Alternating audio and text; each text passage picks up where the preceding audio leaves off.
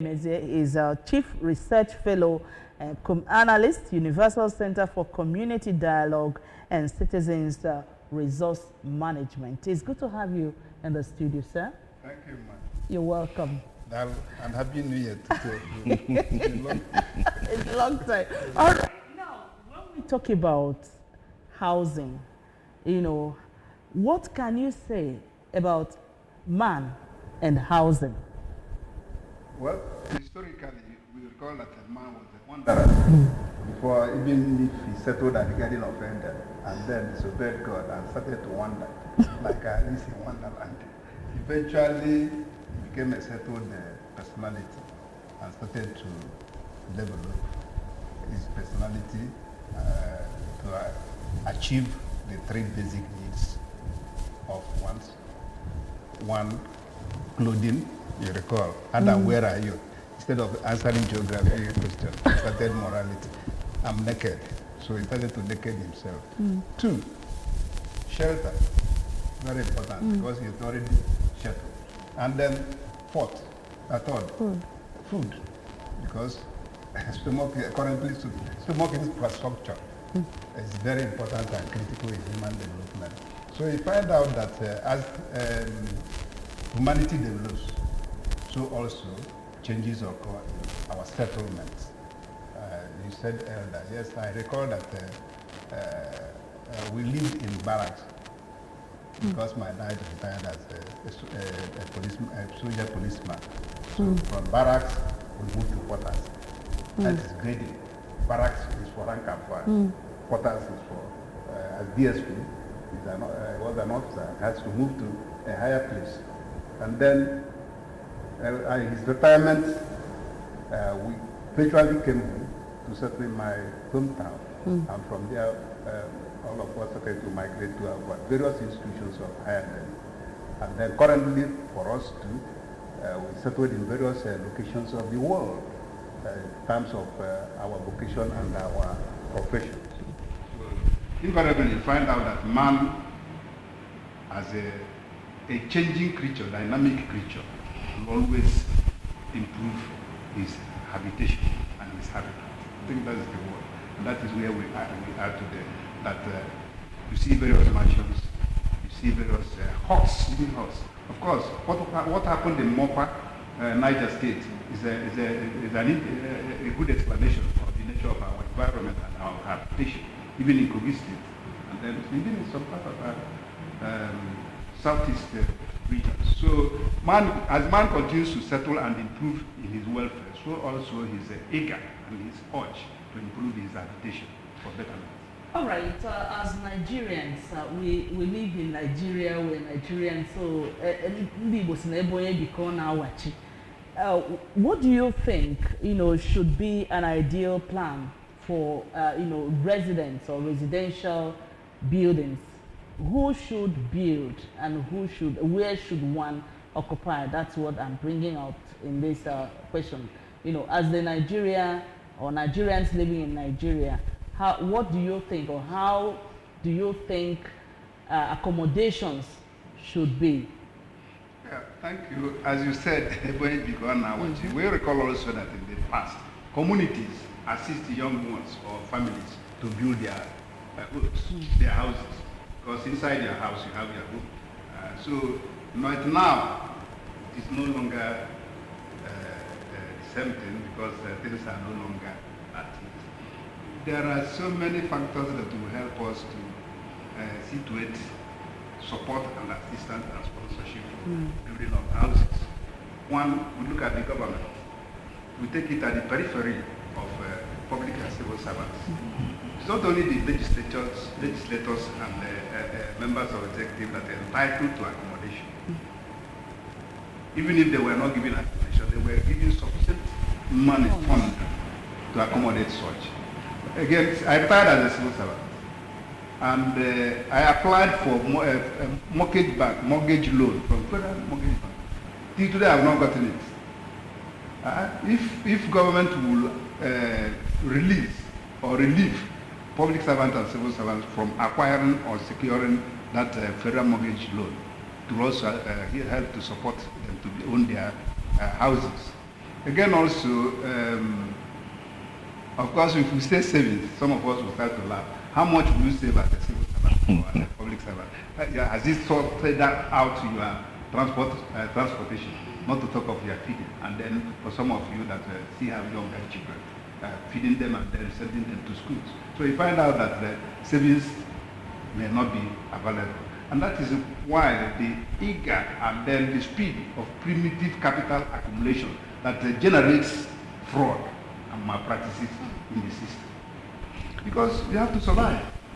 And in a jungle, self-survival is the most important law. Survival of the fittest. You ought to survive. And that is where we are in Nigeria today, that if you cannot beat them, you do what? You join them. And that's the mechanism that is encouraging what? Fraud in the system.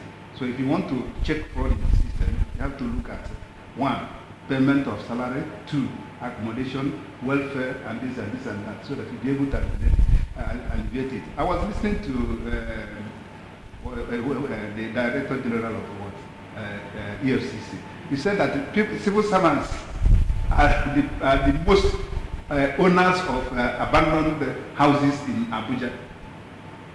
Are you surprised?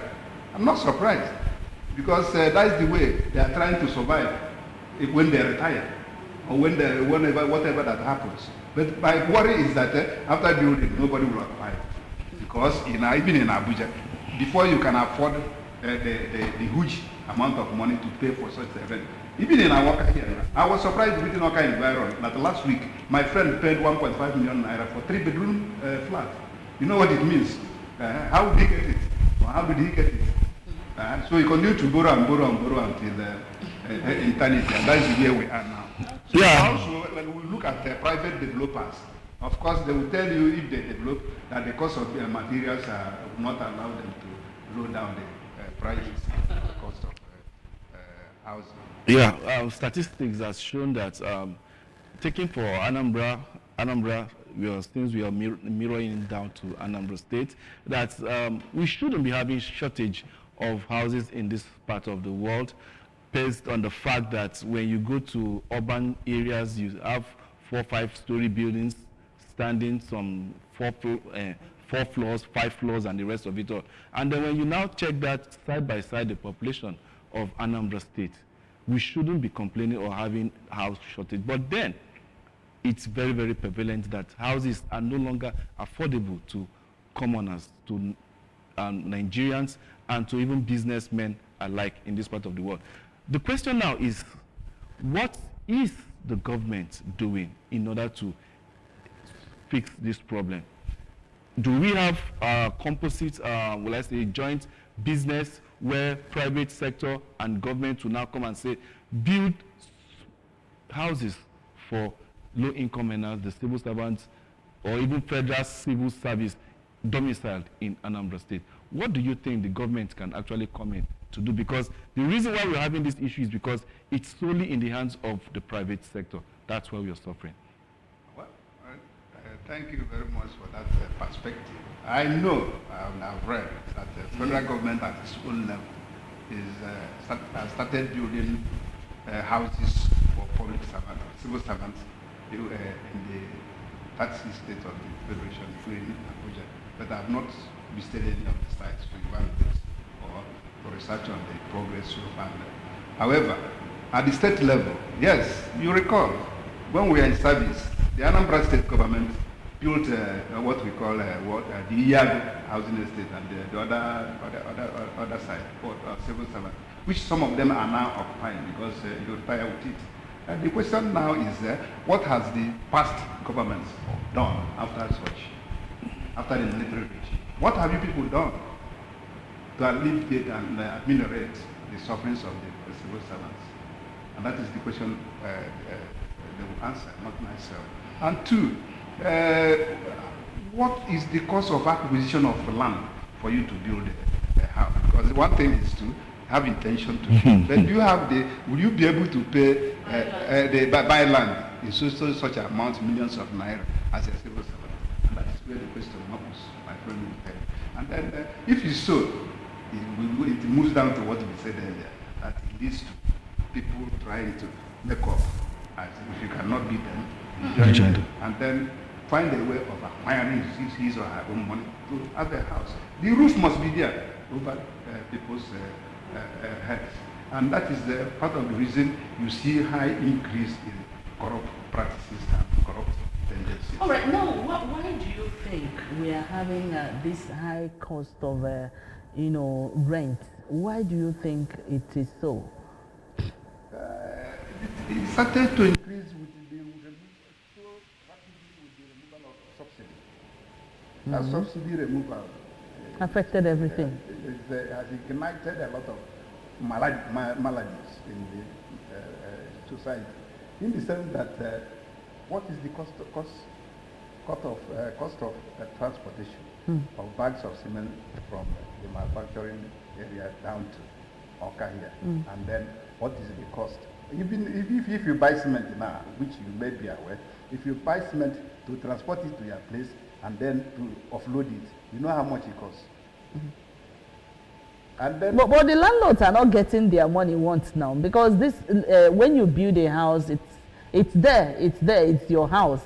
You one tenant may pack out tomorrow to build his own, and the house remains there. You rent it to another tenant and all whatnot. It keeps going that way. very good. Could that not be put into consideration? If a tenant moves out of their house, you need to maintain that portion because something has happened here.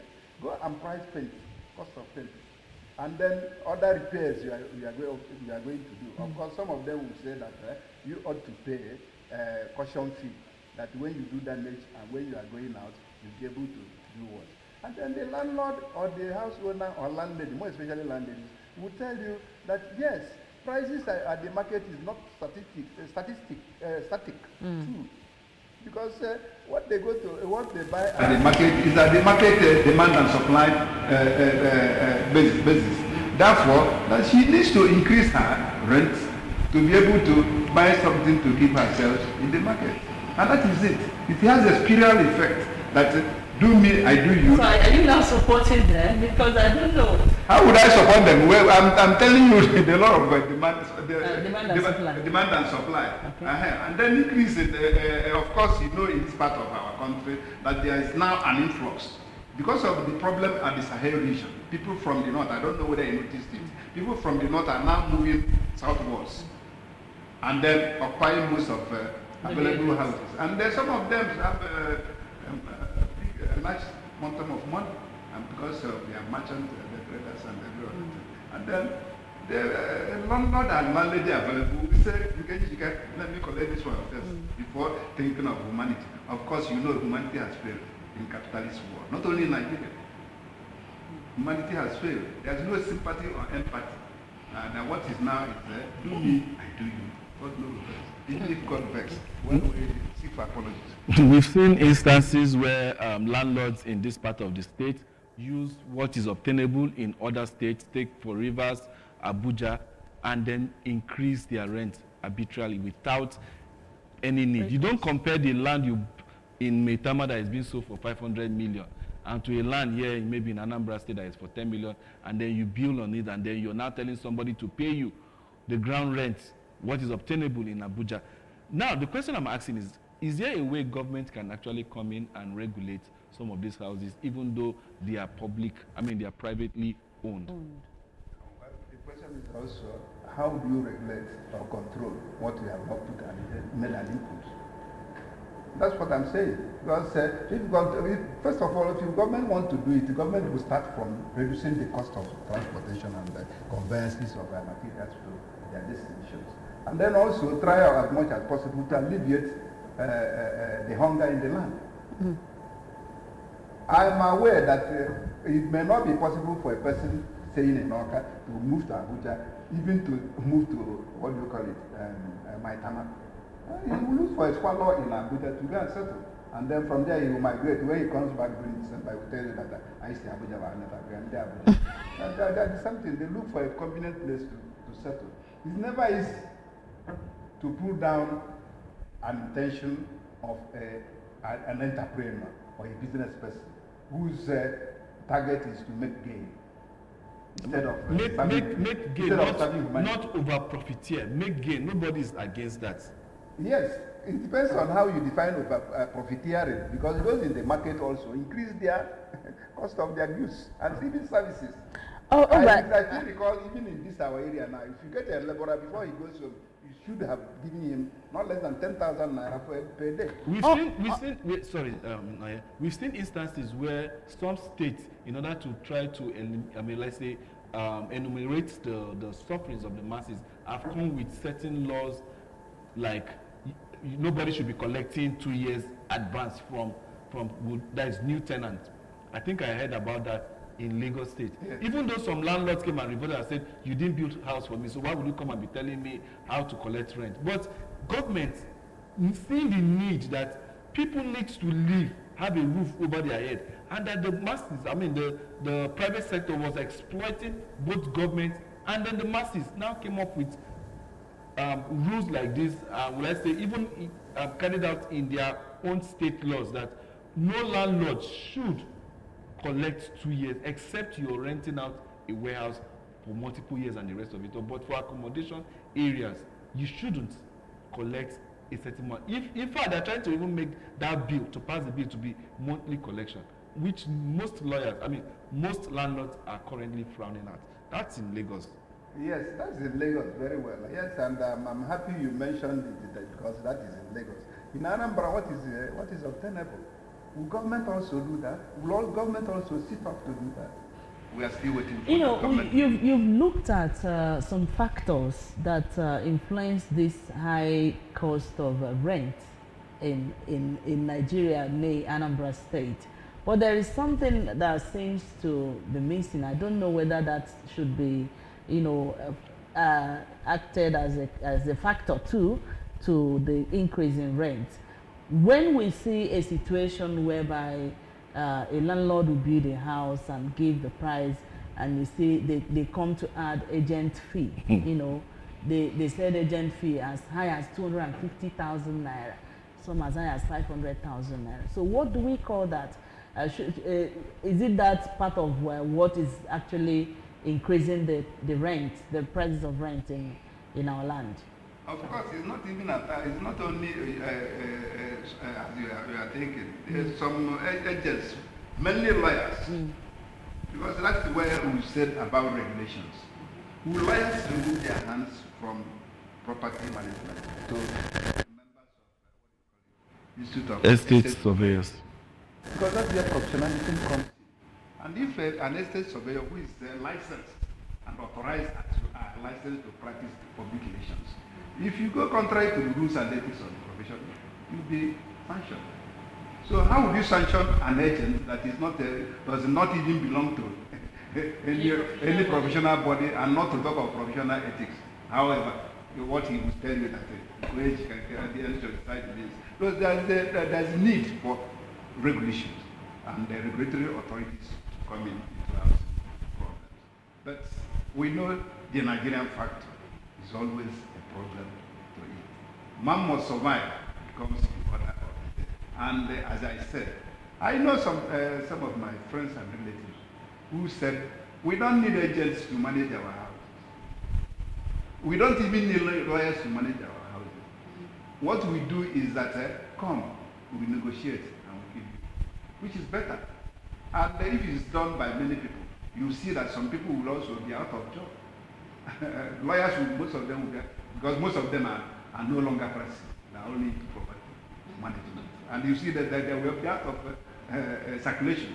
So we are trying to look at, bring out an equilibrium where there will be applicable solutions, in the sense that the onus lies on government, especially. All right, I think we'll get back to that. But at this point, it's still Good Morning Anambra show. We're going to go for a short break. Let's have feel some fresh air. When we return, we'll begin to look at, what is the global best practices when it comes to house rent, or the way it is done in other developed countries of the world, whether we can replicate that in our land. That will be after this very short break. We'll be right back.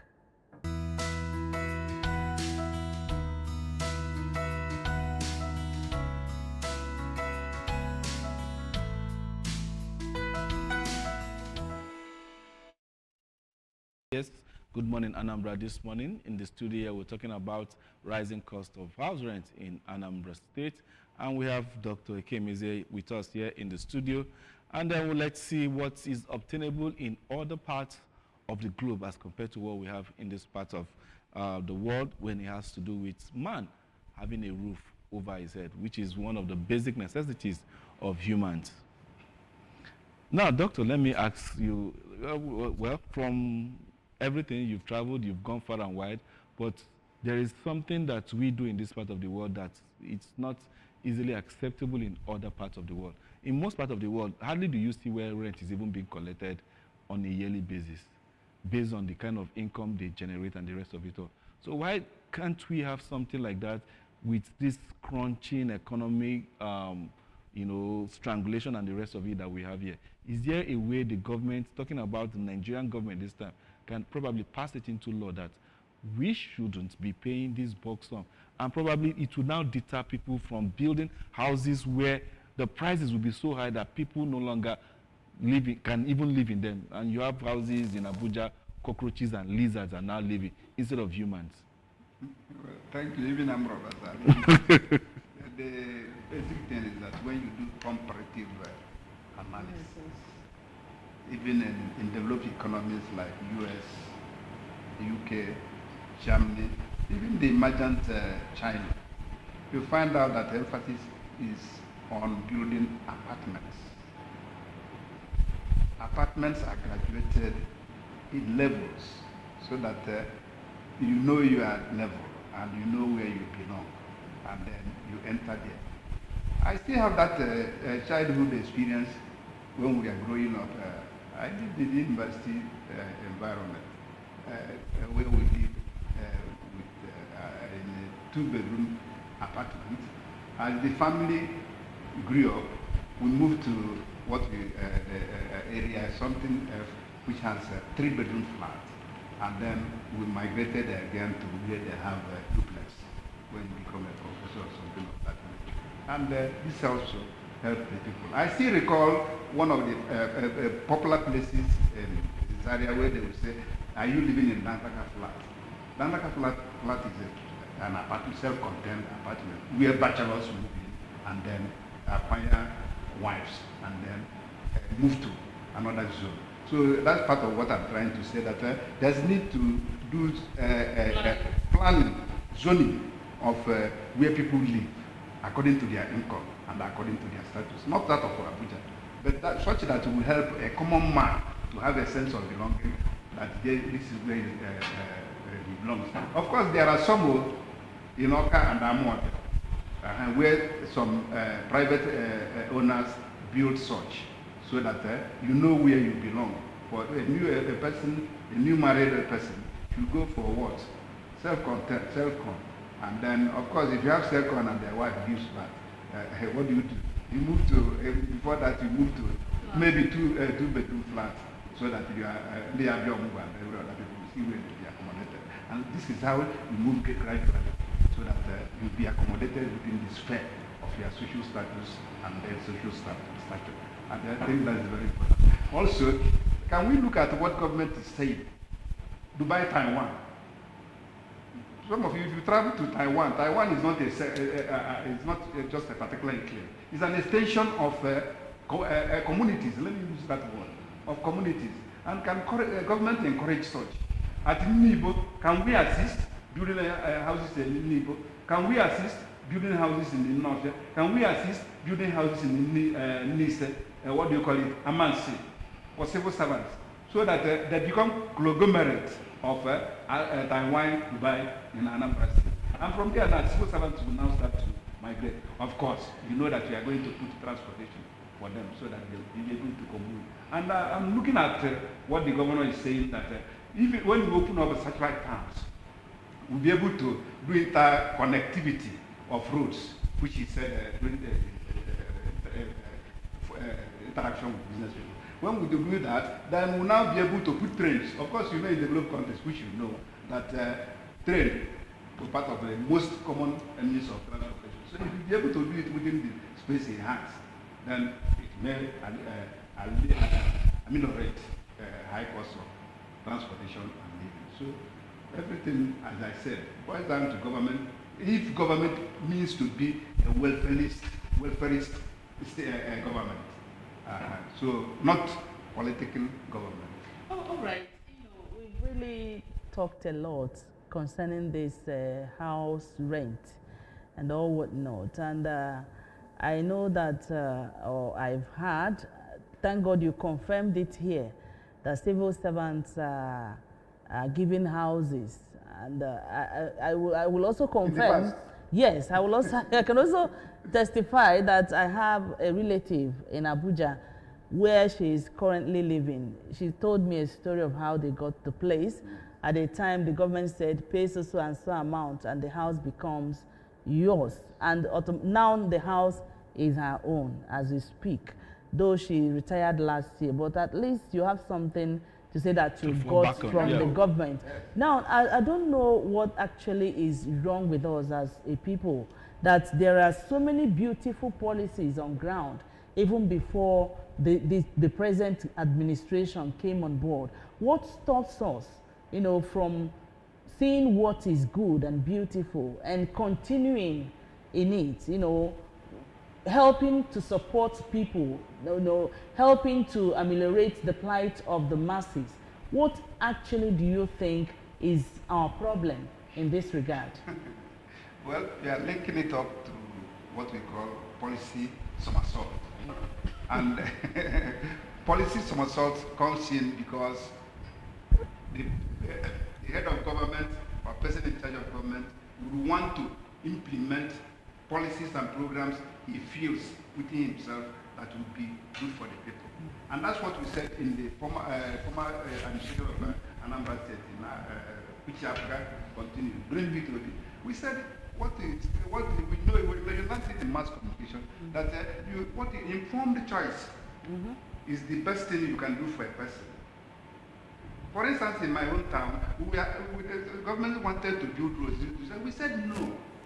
Government, what we need is go and build erosion, control the erosion that is ravaging our place, so that we acquire our lands. And government did it perfectly well, and we were so grateful. And then the same government came back to build roads. So I'm suggesting that to avoid policy somersault, government should engage in informed choice. What would the people want? How would they want it, even want it? And then even who is to benefit from it? And that's why I commended the past two governments in Anambra State that said, choose your project initiative. We'll give you the people, we'll give you the money, and then you provide people who will work on those projects. And then, of course, internally, they would have a laborers and every other people, and then income will circulate within the system. And that's what we are suggesting. Instead of somersaulting again, leaving it. We know in Anambra State government has been enjoying the goodwill of Anambra State for the past how many years? 20 years. And we want to begin to make it 24 years. And if within these 24 years, people are not properly accommodated, then we recall that PDP enjoys 16 years or so, and then somersault.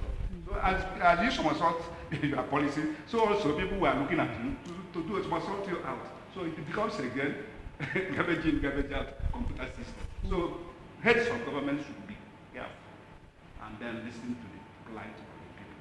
Despite all odds of political thinking and the dispositions, we must know that the welfare of the people should be paramount to government, especially the civil servants. I passed through it, and I know if you don't pay a civil servant, market people in the market will not sell. I was coming to that. The effect this could have, the continued increase in prices of rent, if not checked, what can happen? Because a lot of us have been crying about get rich quick syndrome. We talked about it this morning, I think in press review this morning. So when we leave it unattended to, when nothing is done about it, to see that the rich get to pay rent according to your pocket. The poor will also have access to a housing. When we leave these things unattended, what do you think will happen to us as a people? Well, I guess it should be also mind that, as we noted earlier, people look for alternative means of survival, alternative means of capital accumulation, and then alternative means of solving their problems, both housing and other things. And it boils down, if he's a trader will increase the cost of his services, cost of his materials, or whatnot. And then a public servant, a public servant who doesn't know what to do, will do what? Will think back and look at the price and every other, and then start to do one thing or the other. Of course, we know at the higher level, both Senate and the House of Reps, they do pardon. They pardon, so you know pardon. That time we were younger, we were looking at the shoulders of our mothers and sisters. They will pardon it and then they will go heavier and higher. And that's what it appears that is happening in the budget pardon. So these are part of the things. And as the EFCC EG noted, that it's the public servants, civil servants that are owing most of these unoccupied houses. It's because that's the way they, okay. I always call civil servants, which I was, permanent politicians. Politicians will come and go, but the permanent politicians remain civil servants until he retires either at the age of 60 or that 5 years or he's sacked. So he knows the rules. He knows what to do. And you know the cases of people sleeping under bridges in Nigeria have not ended. Could that rent hike be attributed to what actually is happening? When you go to Ibuzo, there's this bridge that Okowa built in Delta State, very large. And the way that bridge was built, you know, a lot of lands that they made, they were cemented. So you see a lot of people, the day I passed there very early one day, somebody said that most of those people live there. Could that be also as a result of this hike in prices of rent? Well, the issue of this institution is not akin to developing the economy. Even in UK, even in America, you see these who pursue themselves. Of course, if you watch yesterday, people were complaining in Kogi State, local jail especially, how these institutes have taken over the entire local. I hope you know local jail very well. And then how they also constitute menace because some criminals will utilize the opportunity to be the students. And what I normally say, I know the area you are saying. Even you didn't even mention that they have already made it owner occupier. Of course, you know that they would have done it between a room and what do you call it, and water and ammonia. But the government is now pursuing them every day so that you beat that place. However, it is part of the problem. My friend will say, it's part of the problem of where to lay your heads. Of course, you know in Vietnam, common Vietnam, I went to Vietnam and I ran away. And people are migrating to Vietnam. And most of them now feel repatriated. Because the job they sought for couldn't come. And they remain destitute. So, and let me also request governments like Southeast. Can we, from now, plan how to evacuate our people from urban centers, Lagos, Port Harcourt, Abuja, back home? Some of them that will not be able to do what? To pay transportation and come back home to enable them to do what? Tidy up and come back home. There was a state that did that and dumped them at that time. The government of Anambra went and packed them back to their own state. So why we are saying comfortable ones that have houses within here, there are some who will not be able to come home. We are managing where they are paying rents. Can we do such through our various time union, various these important cities to bring them back home? It will also be part of the necessity so that they will come home and no matter how it is, they will have where they will stay. And in the I still remember when we were there, we said Onyaga and 1 year. But now it appears that Onyaga is 1 year. Maybe our slogan, but I don't know. We are still researching on that. Well, just like you rightly said, rapid urbanization could be one of the many reasons why we are having these houses people say, okay, now this is the time to catch in, and then people are migrating, like the insecurity that we are suffering in the northern part of the country, and people are coming down south.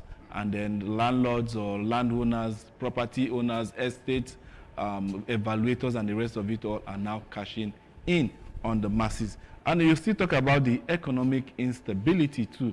That also could be a responsibility. But the question I want to ask is that, is it that government is not aware of all of these indices and then plan ahead for its citizens? I remember not too long ago, maybe in the 70s or thereabout, when Nigeria hosted Festac and the rest of it all, houses were built in those areas where Festac, the Festac event happened. And those houses later turned out to be for civil servants. Do we need to have a global event before Nigeria will now know that there is a need to actually build houses, even though it's low income, for its citizens? Well, that is being proactive. And then that's also part of talking of the welfare nature of a state, of which we know that Chapter 3 of the Constitution also warrants that an egalitarian society where people will be taken care of, the welfare of the citizens is paramount. And as you noted, I always say after studies that even if you want to chop money, the best thing to do is to engage in development, infrastructures. Look at what Obasanjo did during his military era. The high-powered bridges and flyovers and every other thing. And the first time you said, which we were younger that time, to cover as media and journalists, and how it dovetailed into what do you call it, the Festac town. Yeah. Very good. People even own buildings there. Very good. And my sister at my left, what they call that, Nigeria Institute of Public Relations is bringing 180 countries to Nigeria by November next year. And that is now what we need now to also to look at, tell government, can you help us to build accommodation to accommodate these people for 3 months so that when they leave, then public civil and civil servants will now occupy them in Abuja. It's another good input. And this is part of what we are looking at. And even in Anambra State, you can still do such, be able to generate through the Ministry of Culture and Tourism, entertainment center and entertainment program, New Year Festival and others, so that will bring people and then house them. Of course, what they now do with what they say, apartment, they stay in apartment and hotel. The most lucrative businesses we do now in Anambra or Nigeria is either you politics, politician, ministry, churches, and then what again? Hotels. These are the three, if you research businesses you do, and then you make maximum profit in them. All right. Do you foresee any possibility of getting these rents down to a level, or government coming in to see whether they will have a plan to accommodate people or to help in ameliorating the hardship already been experienced by the generality of the people? Do you foresee any possibility of that happening in our time? You remind me of Bongo Sipwe going higher and higher. They can't go on. I've never seen where prices went up. The only thing that people do is trying to. So the high cost of living in Nigeria will never come down. Have you seen? Have you seen it before? It's just to manage how do you adjust, how do you cope up, and then also, as we said, it must be dovetailed into the manifesto and program of each government. As I said earlier, I've had it. I've not investigated whether it has come to Anambra State. That federal government has mapped out a huge sum of money to build houses for federal civil servants in the various states and Abuja where they are staying. If it does that, well, it has done one part of it. It remains on the state government to also to do what? To do. We're talking of Iyago and the other side. I've forgotten that the first one that was built, and then Ukebu came and built that of Iyago.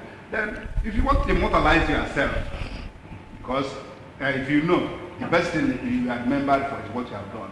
Please build houses for workers in Anambra State in various locations. Either you put it one in Amansi, one in Northia, One means if my time that you can bring, we have land where we give you. Because to transport yourself from others to Oka, it's just 5 minutes. With this very nice roads, government is putting, I can do it 20 minutes or 10 minutes. So you can see now that we are coming closer. So the plan to retire to the village is No, my uncle said that I should not come home until I reach it. All right, we can actually go on and on, but the truth remains that the cost of living generally seems very high, and the cost of rent, the renting is not, they are not smiling. They are not smiling. They say they are not going to be the least in the whole of the things working out. But we are pleading, just like our guests have pleaded severally to the government and the good-spirited individuals to see what could be done to cushion the effects already on the people. This is actually where we are wrapping up the show for now. To make way for other things coming up on Good Morning Anambra show, we'd like to thank you so much, Madobo Yibo, for being here this morning. Dr. Dennis Ekemezi, Chief Research Fellow Analyst, Universal Center for Community Dialogue and Citizens Resource Management. Thank you so much, sir, for your time on Good Morning Anambra show this morning. Thank you for inviting me, and seeing you also, two of you held and leading the agenda of broadcasting, which is always paramount to our living. And also, I saw some improvements in terms of arrangements in the ABS, and let me commend our managing director targeting 1 year in office. I think we should be doing the 1 year for doing some improvements. Well, up next will be the Catch the Bus segment on ABS Good Morning Anambra this morning. Don't go anywhere. The show continues.